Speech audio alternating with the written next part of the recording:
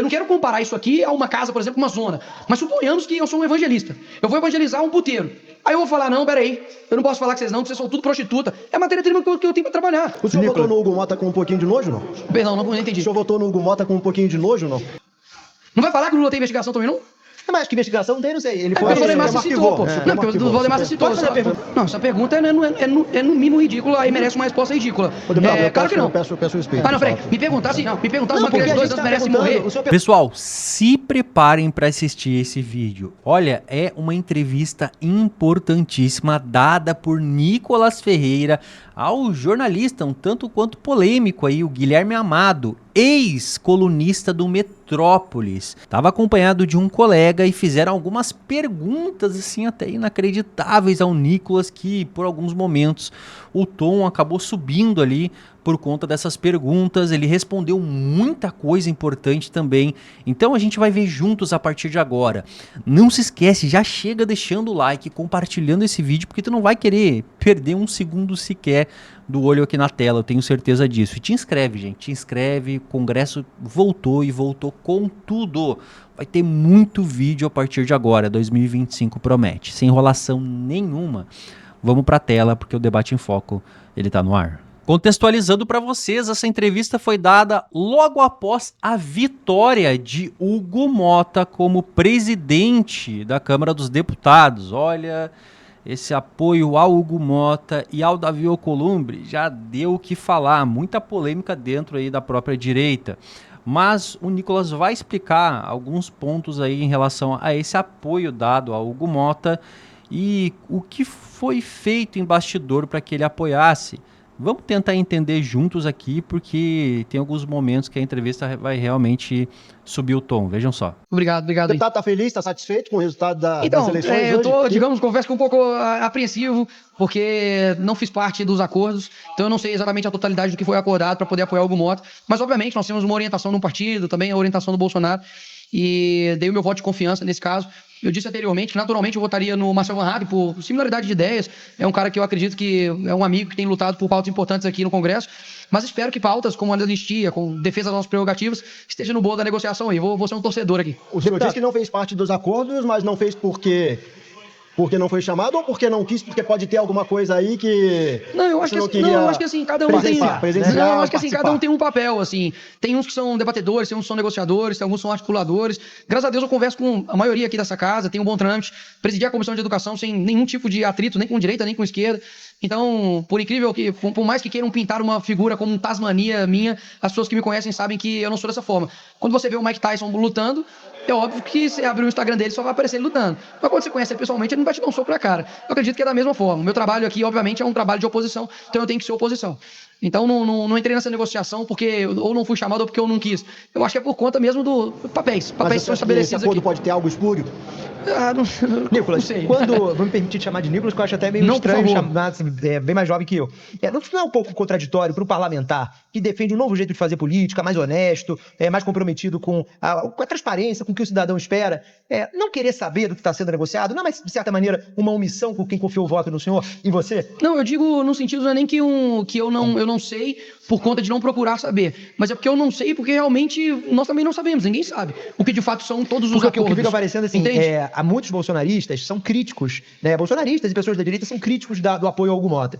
Aí quando você diz, não, eu não quis me aproximar, mas segui o partido, parece que você não quer, na verdade, se comprometer com quem está criticando a direita por estar apoiando o Hugo Mota junto do PT. Parece que você está querendo ficar em cima do muro. Não, isso é uma coisa que eu não sou, isso é uma coisa que eu não sou em cima do muro. Como eu disse aqui bem claramente, eu acho que uma posição pragmática não é em cima do muro. Eu vejo que o que não dava para ser feito, por exemplo, é o que vários fizeram na eleição do Bolsonaro e Lula, que foi, por exemplo, pregar um voto nulo. Isso que eu acho que é ficar em cima do muro e se omitir da decisão. Eu tomei uma decisão, eu votei no Hugo Mota, eu espero de fato que ele cumpra com os acordos, que seja com relação, por exemplo, que ele disse inclusive em discurso, com relação às prerrogativas, né, de mandatos, com relação à imunidade parlamentar. Então eu espero que sim. Agora, é engraçado porque se você não cumpre se eu não tivesse cumprido a decisão do Bolsonaro ou da decisão do partido, a pergunta seria, mas você não está sendo rebelde?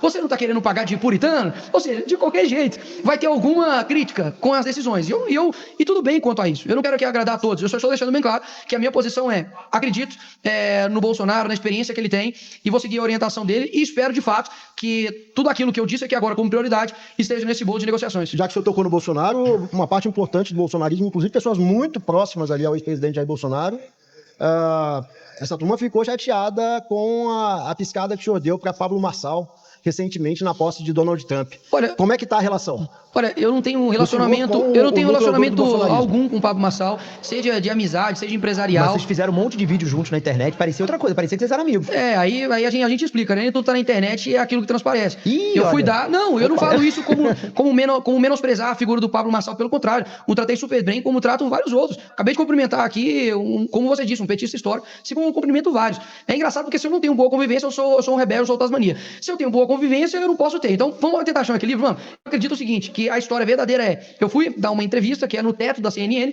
e lá tem literalmente uma porta de entrada e uma porta de saída. Estava marcado, não sei se foi estratégia dele ou de quem, ou do próprio entrevistador, praticamente pro mesmo horário. Então, nós chegamos juntos no mesmo local. E quando eu terminei de dar minha entrevista, ele estava com uma live aberta, e aí ele fez a live e transformou aquilo depois num vídeo, num corte. Que é bom de fazer os cortes. Fez o corte. E depois ele pediu também para tirar uma foto comigo lá embaixo, que eu estava tomando café. E não sei se postou essa foto, enfim. E também saiu essa foto. Então, o relacionamento que eu tenho com ele é como qualquer um outro político que eu tenho. Agora, não tenho nenhum envolvimento com ele, seja no âmbito de amizade ou empresarial. É uma pessoa, assim como qualquer outro político ou pessoa dentro da política que eu convivo. Os seus colegas, falando aqui bolsonaristas, mas gente do PL, gente de vários partidos, lá nos Estados Unidos, eles ficaram, na verdade, enciumados, incomodados. Porque o que eles disseram pra gente, eu, Tatiana Fará, que trabalha comigo, o Platão fez reportagem também, eles disseram o seguinte, poxa, o Nicolas vem pra cá, não quer fazer um vídeo com a gente. E com o Pablo Marçal ele aparece. A gente precisava da fama, do bom engajamento, do número de seguidores do Nicolas pra bombar na internet. Eu ouvi uma palavra meio chula de uma deputada falando assim, poxa, o Nicolas cagou pra gente. Perdão aqui a audiência, é um termo. Você acha que os seus colegas do PL, que não são tão bem-sucedidos na internet, não merece dividir um pouquinho dessas redes com você? Porque o Pablo apareceu bastante nas suas redes, né? Na minha rede, nenhuma. Foi na dele. Mas você tirou foto com ele? Ele pediu pra tirar foto comigo. Percebe? Mas existe essa resistência? Tem que ser encontrada. Inclusive o que eu ouvi dele de outros deputados é de que no evento que ele foi, vários deputados também do PL também pediram pra tirar foto com ele e tudo, e alguns ficaram, sabe, meio com medo e tudo, porque obviamente houve um atrito grande entre Pablo Marçal, entre Bolsonaro. Pro Bolsonaro mesmo fica bem resistente em comentar a respeito dele, mas respondendo a tua pergunta, pelo contrário, os meus amigos do PL são pessoas extraordinárias, eu acredito que nós somos um corpo, cada um tem uma função, nós temos as nossas diferenças. Por exemplo, se você pega a Cristo Nieto, ela é uma pessoa espetacular para falar de aborto. Se você pega, por exemplo, a Bia, ela é uma pessoa espetacular para falar no âmbito jurídico. Se você pega, por exemplo, o Marcon, que é até de outro partido, ele é um cara extremamente bom em falar economia, assim também como o Marcel, o Eduardo Bolsonaro na parte internacional. Então, assim, cada um tem uma função, eu acho que a gente compreende tudo isso. Com relação às redes sociais, é óbvio que, poxa, todo mundo quer uma visualização, todo mundo quer um stories, mas eu não participei lá porque eu queria, vou fazer uma programação aqui diferente. Não, eu fui convidado por uma pastora para poder passar a tarde na casa dela, ela ia ter um momento ali de oração, ia vir outras pessoas também que são brasileiras, eu simplesmente podia sair da casa dela e você sabe, ela é uma pessoa mais velha, você pode falar aqui, eu vou sair aqui, daqui a pouco eu volto, tinha café lá, literalmente que uma situação meio constrangedora. Foi aquela senhora que te deu a cerimônia, a cerimonialista que te deu o convite? Exatamente, o convite pro baile. E nisso foi esse dia, eu literalmente estava de férias com a minha família, comprei uma passagem para ir para Washington e fiz bate e volta, saí 4 horas da manhã e fui embora 4 horas da manhã no outro dia. Então, assim, aqui mesmo no parlamento, prova disso é de que eu tirei o meu tempo de eleitoral, que eu não precisaria, afinal de contas, sou deputado por Minas Gerais, mas eu rodei 61 cidades em 25 dias, em diversos locais. Eu fui para não somente Minas Gerais, em várias cidades, mas eu fui pro norte, eu fui pro nordeste, eu fui pro sul, eu fui pro sudeste, vários locais, ou seja, se eles de fato, digamos assim, tivesse esse atrito, eu não teria essa boa convivência com eles, não somente aqui na Câmara, mas também em período eleitoral. Então, eu acho que isso é simplesmente algo para poder gerar um atrito desnecessário. Tenho diversos amigos dentro do PL, pessoas que eu tenho a honra de trabalhar, como por exemplo o Gustavo Gaia, que tem um coração gigantesco e sei que ele tem isso, que eu converso muito com ele. Eu acredito que todo grupo onde tem pessoas vai ter discordâncias, vai ter atrito de ideias. Onde tem pessoas vai ter conflito de ideias. Só não tem conflito de ideias numa ditadura. Aí pode ter certeza que aí todo mundo concorda com todo mundo. O que eu fico chateado, podemos dizer assim, usar a palavra indignado, é de que o que eu menos escuto aqui é Brasil. O que eu menos escuto aqui é interesse do Brasil. Eu só escuto interesse de, nós vamos ter isso na mesa, vamos ter tal comissão, vamos ter isso, vamos ter aquilo. Só que no fim das contas, as coisas elas são mais simples de fato do que parece. Só que ninguém tem peito para poder fazer o que precisa ser feito. Porque o que falta, e eu repito isso aqui, projeto de lei, o Brasil precisa ter menos do que mais. Tem gente que fala assim, e aí, qual projeto de lei que você protocolou aqui na casa? Quem disse que eu vivo de projeto? Quem vive de projeto é arquiteto. A gente precisa ter um Estado que seja, pode até ser grande, mas que seja forte. O vídeo do Pix, por exemplo, é uma demonstração disso. Não tem problema nenhum eu pagar altos impostos, desde que o Estado ele me retribua isso, o que não acontece no nosso país.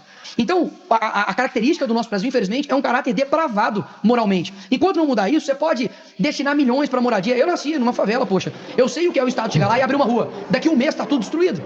Esse é o grande problema. Deputado, o senhor falou de emendas, falou que deveria ser diferente. Não é contraditório o senhor defender um modelo diferente e votar no Hugo Mota, que é produto dessa concertação, desse É a matéria-prima que eu tenho para trabalhar. Eu vou votar em quem? Eu vou votar em branco. Se eu votasse em branco, você fala que eu estou em cima do muro. Se eu voto no pastor Henrique Vieira, não ia dar conta porque ele é de esquerda. Se eu voto no Marcelo, vão falar que ele não tinha chance. Ou seja, nenhuma resposta iria caber para essa entrevista. A grande questão é, a gente precisa, dentro da política, trabalhar com a matéria-prima que eu tenho. É a mesma coisa de eu falar, por exemplo, é a mesma coisa de eu falar assim, o voto é secreto. Mas o cara tem a opção no segundo turno para votar pro Lula e Bolsonaro. Você vai falar, você vai votar em quem? Mas o senhor discorda... Quem não concorda com os dois? Vota em quem? O senhor discorda que essa força estrondosa que elegeu hoje o Hugo Mota com 444 votos faz parte do sistema, é também resultado desse processo? Claro que faz parte do sistema. Assim como, por exemplo, o Trump, tem várias pessoas também agora no governo dele também que faz parte do sistema. Seria muita ingenuidade em mim, inocência, falar assim, pessoal, não vou me sujar, entre aspas, com nada aqui nessa casa no sentido de aliança, etc. Eu vou até o limite dos meus princípios. Ou seja, você nunca vai me ver sentado numa mesa de negociação de emenda parlamentar para poder roubar. Você nunca vai me ver em negociações espúrias para interesses próprios agora. É o trabalho que eu tenho. Caso contrário, eu não vou entrar na política. É a matéria-prima que eu tenho. Eu não quero comparar isso aqui a uma casa, por exemplo, uma zona. Mas suponhamos que eu sou um evangelista. Eu vou evangelizar um puteiro. Aí eu vou falar, não, peraí, eu não posso falar que vocês são tudo prostituta. É a matéria-prima que eu tenho para trabalhar. É o que está acontecendo? O senhor tem que fazer concessões ao sistema? Eu vejo que a matéria-prima que nós temos para trabalhar, ela é muito complicada. Mas significa que o senhor tem que fazer concessões ao sistema? Eu acredito que a gente precisa tomar boas decisões, desde que isso não implique em mudar a sua essência. Porque cada decisão que você toma diariamente, você vai mudando a sua essência. Ou seja, se o Hugo Mota ele começar a tomar decisões que vai contra princípios, contra a minha essência, contra aquilo que os meus eleitores colocaram, pode ter certeza que eu vou ser o primeiro a subir na tribuna. Agora, você vai ver a diferença para mim com outros que têm o rabo preso. Aí eles não vão atacar. Eu tenho liberdade. O senhor votou no Hugo Mota com um pouquinho de nojo, não? Perdão, não entendi. O senhor votou no Hugo Mota com um pouquinho de nojo, não? Não é nojo, eu diria, mas com uma certa insegurança, sim. Deputado, você é parlamentar de Minas Gerais, queria perguntar. Ganhou no estado, né? Foi o parlamentar mais bem votado que a gente teve, em quase todas as cidades, ganhou, salvo engano, foi um dos mais bem votados, o governador Valadares, tem outras cidades de Minas que tem muitos imigrantes. Essas famílias estão recebendo, e já há algum tempo, né? Não é de agora, mas ao que tudo indica, vão receber num ritmo muito forte, centenas e centenas de familiares que foram tentar uma vida melhor nos Estados Unidos, que vão ser deportados pelo Donald Trump, que o senhor é um fã sumido. Essas pessoas estão chegando reclamando de violações de todo tipo de direitos humanos. Não só no transporte, mas na forma que a agência de imigração trata eles lá. Como é que você vai dizer para o mineiro que vai receber seu parente com essa dor, com esse sofrimento, que é o presidente que o senhor admira tanto, que você admira tanto, que está fazendo isso com eles? Se isso estiver acontecendo, isso tem que ser sanado. Eu não sou deputado dos Estados Unidos, sou deputado do Brasil, eu não consigo interferir nisso. Você admirar a pessoa não quer dizer que você concorda com tudo com ela, e nem toda ação que ela toma, você tem que concordar. Se isso está acontecendo, isso tem que ser sanado. Agora, é interessante, porque eu não vi a mídia, hora nenhuma, por exemplo, falando das deportações do Obama. Não, eu acho que todas as deportações têm que ser feitas de uma maneira digna. O que eu estou perguntando para você é outra coisa. Exato. É o seguinte, você apoia o Trump, gosta do Trump, bate palma pro Trump, foi pra posse do Trump. O Trump está fazendo isso com o povo mineiro. O que você diz dessas pessoas? Eu discordo. Discorda do Trump? Eu discordo. Infelizmente, se isso está de fato acontecendo, é uma atitude que, mais uma vez, precisa ser sanada. Agora, mais uma vez, existem diversos outros pontos que pessoas também cometem e que, obviamente, eu não vou descartar tudo que a pessoa é por conta de erros. E é um erro, obviamente, grave com relação à violação de direitos humanos. Espero também que toda a mídia também abra os olhos também porque está acontecendo aqui no Brasil, com violação de direitos humanos, pessoas presas com penas que nem estuprador pega aqui no Brasil, com o pessoal do dia 8, traficantes sendo solto, pessoas sendo mortas pela polícia, né, em operações que muitas vezes a gente não sabe nem como é que começou. Pessoas muitas criminosos. Se for criminoso, morreu 700 e morreu 70 mil. Tem crianças também no Rio, em favelas do Rio, comunidades do Rio. Mas é interessante, né? Porque crianças de 2 anos, quando uma polícia ela comete um erro, né? Aí todo mundo... Fiz uma pergunta bem objetiva. Crianças de 2 anos, o senhor acha que tem que ser mortas? Não, essa pergunta é no mínimo ridícula e merece uma resposta ridícula. Claro que não. Eu peço respeito. Não, peraí. Me perguntar se uma criança de 2 anos merece morrer. O senhor perguntou claro que não. Mas o senhor perguntou que tipo de pessoa? Vai ser qual? O senhor perguntou que tipo de pessoa? Eu falei crianças. E o senhor não respondeu. Eu falei, tá.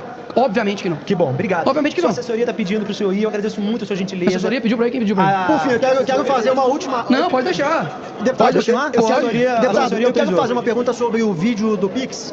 Aquilo saiu da sua cabeça? O senhor contou com a ajuda de um marqueteiro? Houve marqueteiros da direita que depois disseram que deram algumas dicas para o senhor? De fato, o senhor recebeu dicas ou teve gente querendo surfar eu lancei um desafio pro Haddad que se ele comprovar que algum marqueteiro me ajudou, eu pago 1 milhão para ele no Pix. Mas se ele não comprovar, ele tem que pagar 1 milhão para mim no Pix. Mas tem gente do seu campo, da direita, inclusive, marqueteiros próximos ao ex-presidente Jair Bolsonaro. Como eu disse, falar até papagaio fala, agora tem que provar. Foi o Duda Lima que falou. Eu escrevi o roteiro no meu iPhone, no bloco de notas dele. Eu fiz como eu fiz todos os outros vídeos. Você pode pegar lá no meu Instagram, vai ter o mesmo modelo, do fundo preto, eu sentado, do mesmo jeito. E é assim, as pessoas não querem dar o braço a torcer quando algo realmente é um sucesso. As pessoas vão falar que é fruto de alguma outra coisa. Eu ouvi o Haddad falar que era fruto de Elon Musk, de Trump, que era de intervenção do Bolsonaro. O Bolsonaro tá por detrás disso. Você contava que teria a repercussão que teve? Assim, não a repercussão que teve. Já teve vídeos meus que bateu 60 milhões, 30 milhões. Eu tenho um engajamento, graças a Deus, muito bom na internet. Esse é o recordista absoluto. Né? É absoluto. Até mesmo porque eu não tenho outra defesa, digamos assim, a não ser a rede social. Então eu não tenho juízo no STF, eu não tenho a máquina de mídia na mão. Então a rede social é a minha defesa. E esse vídeo em específico eu já sabia que teria uma repercussão grande, porque eu vou fazendo uma métrica de cabeça mesmo, e só que surpreendeu, graças a Deus. Qual é o seu projeto político? Eu quero perguntar. Os próximos passos. Meu projeto político, eu quero servir o país da melhor maneira possível. Eu acho que eu tenho coragem para poder fazer e tomar algumas medidas que o Brasil precisa, que o Brasil almeja. Eu vejo que há uma PEC aqui que está coletando assinaturas do deputado Eros Biondini para reduzir a idade do Senado de 35 para 30. Seria uma possibilidade. Eu acredito que Minas Gerais me daria essa chance. Lutaria muito para poder consegui-la, até mesmo porque o Senado é o competente para poder frear o STF, que eu acredito que é uma das minhas lutas prioritárias. Enfim, eu vejo que o meu futuro político, eu confesso que ele é incerto, mas eu tenho muito desejo de servir a nação da melhor maneira possível. O seu sonho é ser senador, depois tentar ser candidato a presidente? Eu acho que, por exemplo, perguntasse pro Neymar qual que era o sonho dele. Seria, sei lá, vou chegar no Barcelona, né? Pro Neymar, por exemplo. Poxa, vou jogar no Barcelona. Claro que acredito que todo político almeja chegar no maior cargo político, que seria, por exemplo, a presidência. Mas eu confesso que eu não fico nem falando isso, nem mesmo alimentando isso no meu coração, que eu acho que muitos que deixaram crescer isso no coração acabam se pervertendo lá na frente. Mas lá no fundo do coração tem esse sonho? Não vou falar nem no fundo do meu coração. Mas, mais uma vez, é um desejo que eu acredito que seja assim inato a todo mundo que sonha.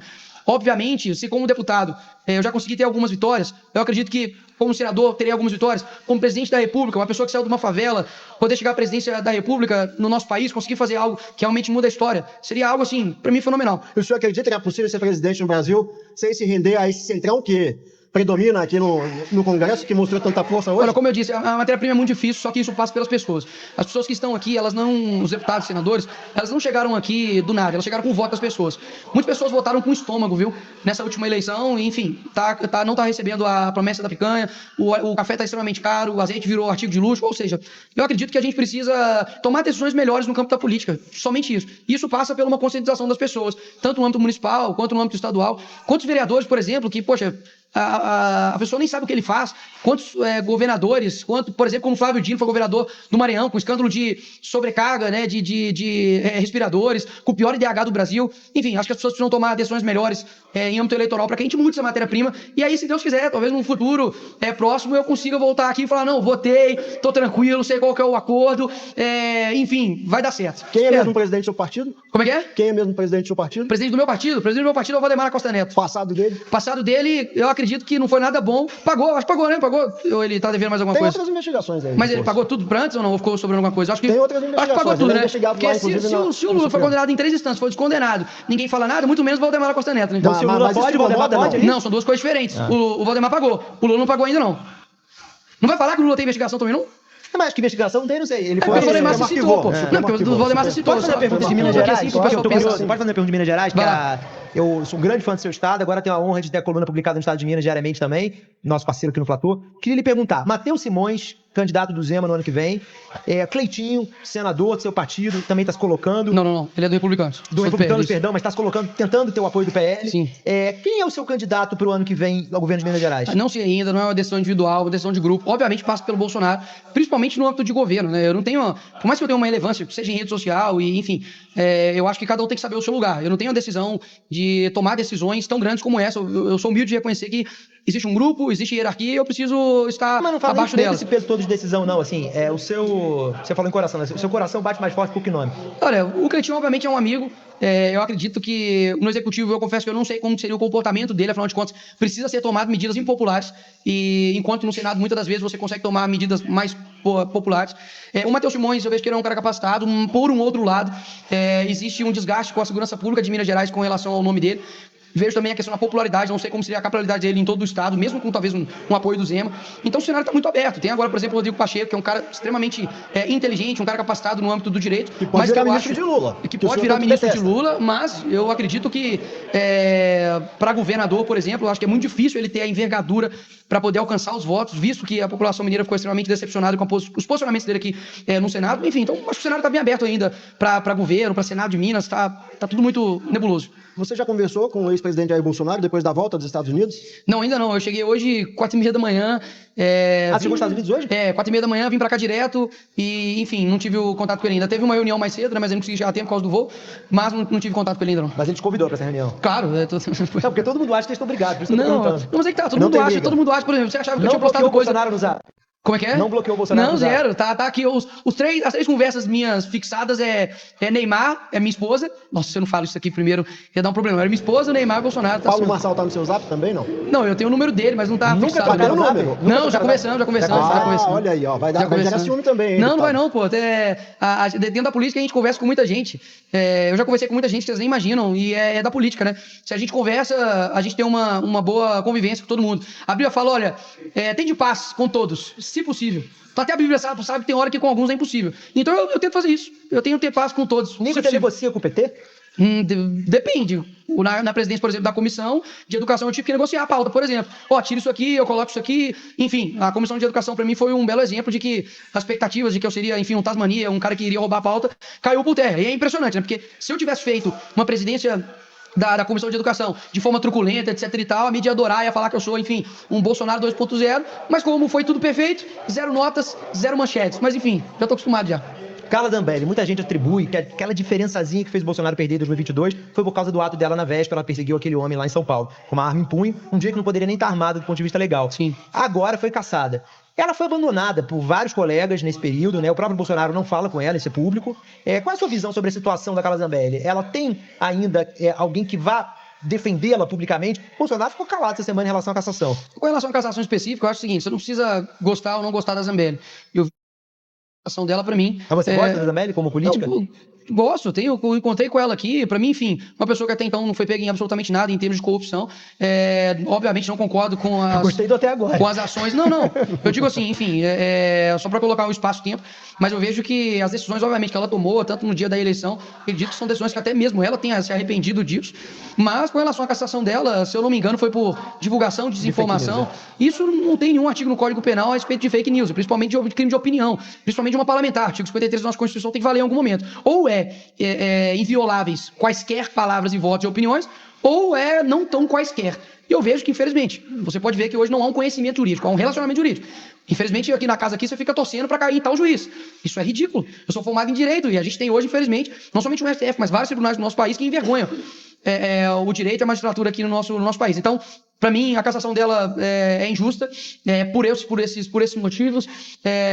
Não acho que nenhum tribunal deva tirar um mandato que foi eleito democraticamente pelo povo. E se for dessa forma, daqui a pouco vai ser só PT aqui no Brasil mesmo, porque é muito fácil ter democracia só de um lado, tirando a oposição. Deputado, caso Bolsonaro se mantenha inelegível e não possa ser candidato, que é o cenário de hoje, não possa ser candidato em 2026, quem o senhor considera que deve ser o candidato do campo da direita a presidente da República? Olha, eu não vou colocar nenhuma opção para poder não surgir narrativas como se, enfim, eu estivesse prestando algum apoio ou colocando um plano B. O Bolsonaro deixou bem claro que ele é o plano A, o plano B e o plano C. E ele está muito afinco nessa ideia, nesse planejamento dele. Então, é como se eu dissesse assim, poxa, você está indo para um jogo de futebol. Qual é o seu planejamento? O planejamento é vencer. Ah, mas se perder, eu não quero pensar em perder.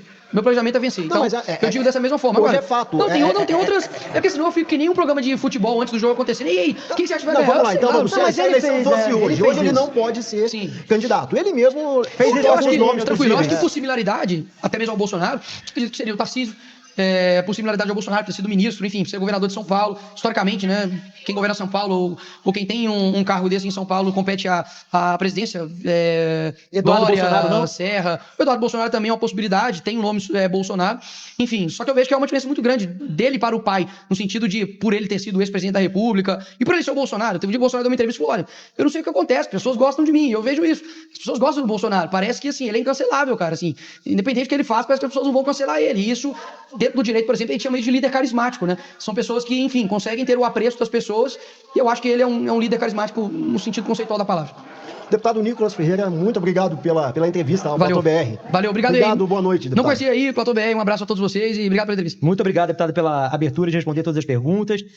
Enfim, vamos voltar a conversar, que eu acho que, querendo, não querendo, gosto ou não gosto de Nicolas Ferreira, é um personagem da nossa política que a gente tem que acompanhar. Não precisa gostar de mim, velho. Tanto de gente que votou no Lula sem gostar dele. Enfim, tá te ferrando aí. Não precisa gostar de mim. Eu só faço o seguinte: me conheça, cara.